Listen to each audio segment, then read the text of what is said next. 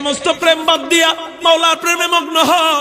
এই একটা জায়গায় দুনিয়াতে আছে যেই প্রেমে ঢুকলে কখনো কষ্ট না, বরং প্রতি মুহূর্তে মুহূর্তে আল্লাহ পাকের আশকার মারেফাতের স্বাদ ওই বান্দা নিতে থাকবে। এই জন্য আল্লাহর প্রেমে জোড়ো।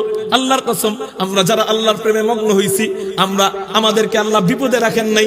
বিপদে থাকলেও এই বিপদ মনে হয় না, কারণ আল্লাহ জানায় দিছে, আলা ইন্না আউলিয়া আল্লাহ লা খাউফুন আলাইহিম ওয়ালা হুম ইয়াহজানুন।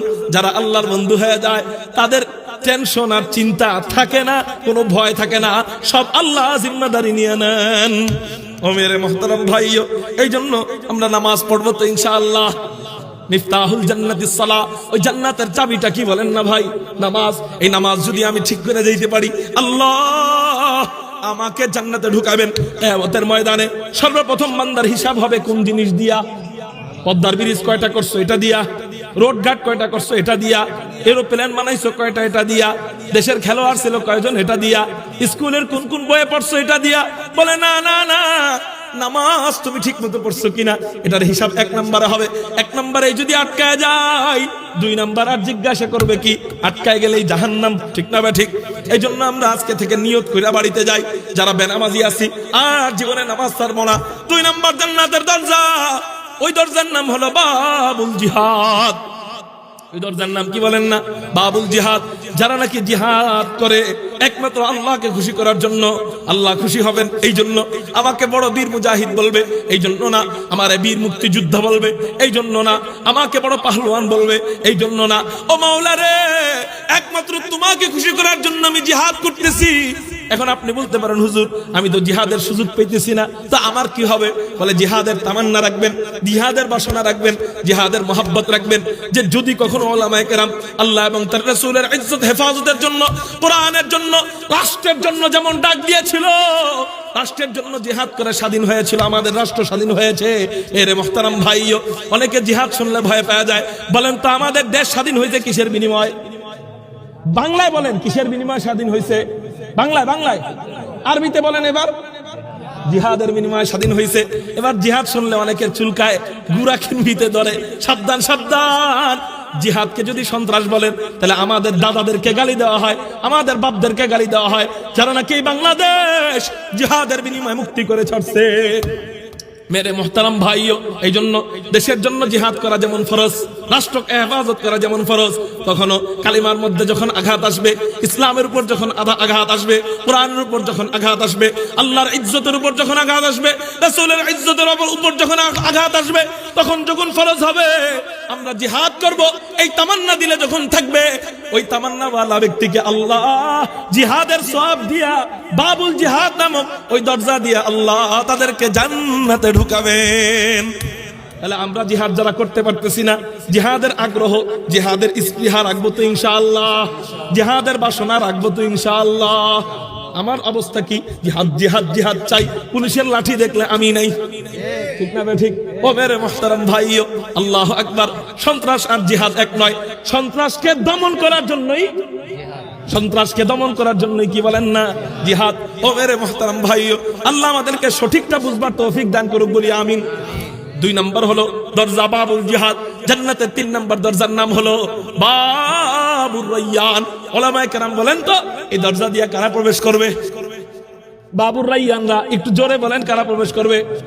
এই তো মাশাআল্লাহ, রমজান মাসে যারা রোজা রাখছে, আল্লাহ পাক রব্বুল আলামিন ওই রোজাদার ব্যক্তিদেরকে বাবুর রায়্যান নামক দরজা দিয়ে প্রবেশ করাবেন। 4 নম্বর দরজার নাম হলো বাবুস সাদাকা। যারা নাকি একমাত্র আল্লাহকে খুশি করার জন্য দান করে, দান করার পরে খুশি থাকে। কি থাকে বলেন না? একমাত্র আল্লাহকে খুশি করার জন্য দান করে, দান করার পরে খুশি থাকে, ওই সদকা কবুল হয়। কিন্তু দান করলো আর মনে মনে কষ্ট, কেন দিলাম কেন দিলাম, ওই সদকা কবুল হয় না। দান করার পরে বলে আলহামদুলিল্লাহ, আল্লাহ তোমাকে খুশি করার জন্য দিলাম। হযরত সিদ্দিক আকবর আবু বকর রাদিয়াল্লাহু তাআলা আনহু আল্লাহর রাস্তায় দান করতে করতে করতে করতে এমন অবস্থা হয়েছে, গায়ের মধ্যে পড়ার মতো কোনো কাপড় চোপড় নাই। শেষ পর্যন্ত ওনার বাড়িতে সালা যে ছিল, আপনারা সালা বলেন না বস্তা বলেন, ওই সালা যে ছিল ওই সালা দিয়া কাপড় বানাইয়া এবার সালার চট গায়ে দিছে, নবীজির কাছে যায়। নবীজির কাছে যাওয়ার পরে নবীজি হযরত আবু বকরকে দেখা, আবু বকর কিন্তু ইসলামের শুরুর জামানায় অনেক ধনী ছিলেন। এমনও শুনছি যে আবু বকর রাদিয়াল্লাহু তাআলা আনহু রেশমি রুমালের মতো দামি রুমাল দিয়া নাক মুছতেন। আমরা নাক মুছি কি দিয়া? এই টিস্যু দিয়া। বলে টিস্যু দিয়া মুইসা ফেলাই দেই। কিন্তু ওই জামানায় অনেক দামি ছিল, কাপড়ের মধ্যে সবচেয়ে দামি ছিল রেশমি রুমাল। এই রেশমি রুমাল দিয়া হযরত আবু বকর নাক মুছতেন। এই অবস্থা ছিল আবু বকরের টাকা পয়সার। আবু বকর আল্লাহর রাস্তায় দান করতে করতে করতে করতে এমন অবস্থা হয়েছে, আবু বকরের ঘরের মধ্যে কোনো টাকা পয়সা নাই, কাপড় চোপড় নাই। এবার কাপড় গায়ে দিছে কি? সালার চট গায়ে দিয়া নবীজির দরবারে হাজির হইছে। নবীজি জিজ্ঞাসা করে, ও আবু বকর, এই অবস্থায় কি তুমি অসন্তুষ্ট কিনা? হযরত আবু বকরকে যখন নবীজি দেখছেন, নবীজি নিজে সহ্য করতে পারেন নাই, 2 ফোঁটা চোখের পানি নবীজির উপরে যায়। যে আবু বকর এত ধনী ছিলেন, ওই আবু বকর আজকে আল্লাহর রাস্তায় দিয়া আবু বকর সালার চট গায়ে দিছে। ওই আবু বকর উত্তর দিলেন, ইয়া রাসূলুল্লাহ, ইয়া হাবিবাল্লাহ, কি বলেন না বলেন, আমি আল্লাহর রাস্তায় যা দিছি এগুলা সব হলো মৃত। আমি জায়গা জমি টাকা পয়সা দিছি, এগুলা সব মৃত। আমি মৃত জিনিস দিয়া জিন্দা আল্লাহকে পায়া গেছি। আমি বলবো আমি আল্লাহকে অনেক সস্তায় পায়া গেছি। এই কয়টা জিনিস আর কি? আল্লাহ যদি আমাকে পুরা দুনিয়া দিতেন, আমি পুরা দুনিয়া দিয়া বলতাম, আল্লাহ পুরা দুনিয়া তো মৃত, এগুলা তো ধ্বংস হয়ে যাবে, এগুলো আমি তোমার জন্য দিলাম, আল্লাহ তুমি আমার হয়ে যাও। তো মৃত জিনিস পুরা দুনিয়া, এটা দিয়াও যদি আমি আল্লাহকে পাইতাম, তাও আমি বলতাম আমি আল্লাহ জিন্দা, আল্লাহ জিন্দা, আল্লাহকে আমি পেয়ে গেছি। সুবহানাল্লাহ বলেন না জোরে। মৃত জিনিস দিয়ে আমি জিন্দা কি পেয়ে গেছি? আল্লাহকে পেয়ে গেছি। আমি তখনও বলতাম পুরা দুনিয়া দিয়ে আল্লাহরে যদি পাই, আমি তখনও বলতাম যে আমি খুব সস্তায় আল্লাহকে পাইছি। মেরে মোহতারাম ভাইও, এবার নবীজি আবু বকর রাদিয়াল্লাহু তাআলা আনহুকে দেখা এতক্ষণ কাঁদতেছিলেন, হঠাৎ করে হাইসা দিলেন। আবু বকর রাদিয়াল্লাহু তাআলা আনহু জিজ্ঞাসা করলেন, ইয়া রাসূলুল্লাহ, ইয়া হাবিবাল্লাহ, একটু আগেই তো আপনি কাঁদতেছিলেন, এখন আপনি হাসলেন কেন? নবীজি বলেন, ও আবু হুরায়রা, একটা আশ্চর্যজনক সংবাদ শুনবানি। কি আশ্চর্যজনক সংবাদ? এইমাত্র হযরতে জিবরাইল আমার কাছে আসলেন। আজকে আসছে কেন জানুনি? কেন আসছে?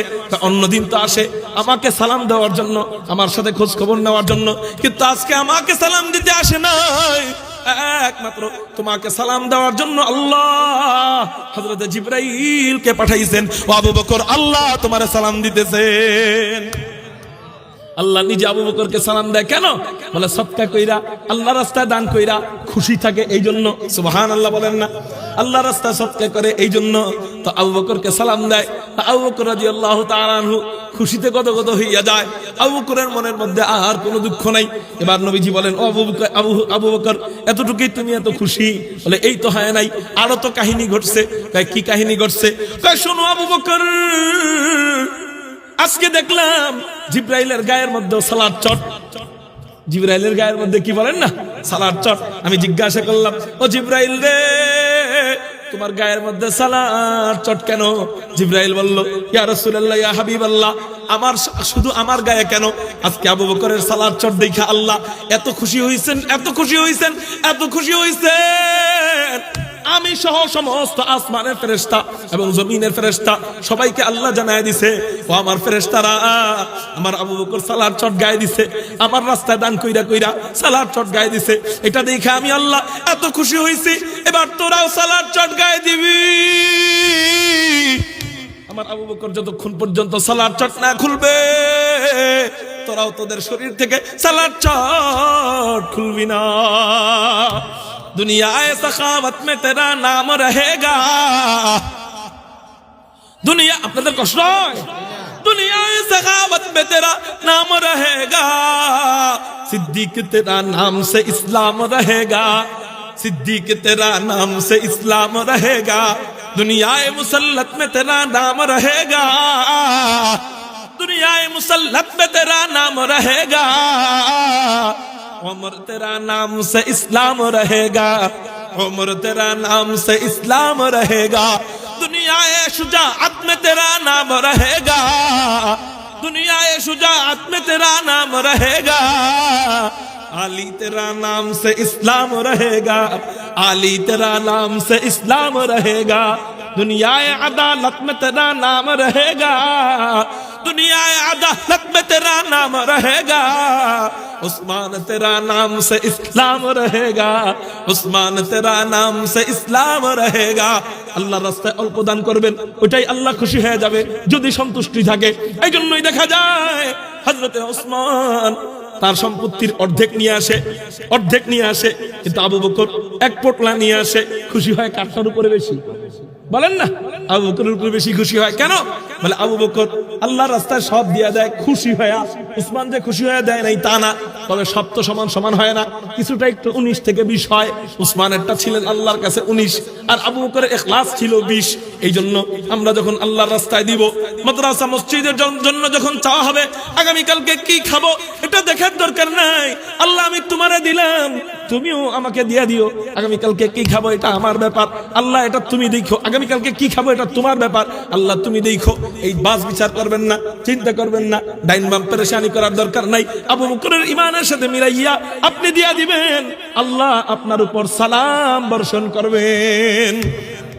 মেরে মোহতারম ভাই, জান্নাতের 4 নম্বর দরজার নাম হলো বাবুস সাদাকা। আমরা আল্লাহর রাস্তায় যখনই সুযোগ আসে সাধ্য মোতাবেক দান সদকা করব তো ইনশাআল্লাহ। আল্লাহ আমাদেরকে তৌফিক দান করুক, বলি আমিন।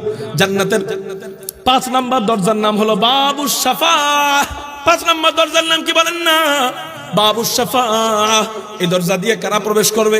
বলে নবীজির সুপারিশের কারণে আল্লাহ যাদেরকে জান্নাতে ঢুকাবেন, আলাদা কোনো আমলের কারণে না, আলাদা কোনো কিছুর কারণে না। নবীজির সুপারিশটা যেখানে প্রাধান্য থাকবে, শুধু নবীজির সুপারিশের কারণে আল্লাহ পাক রব্বুল আলামিন যেই সমস্ত বান্দাদেরকে জান্নাতে ঢুকাবেন, আল্লাহ তাদেরকে বাবুস শাফাআত নামক জান্নাতের দরজা দিয়ে জান্নাতে ঢুকাবেন। এখন প্রশ্ন হইল, শুধু নবী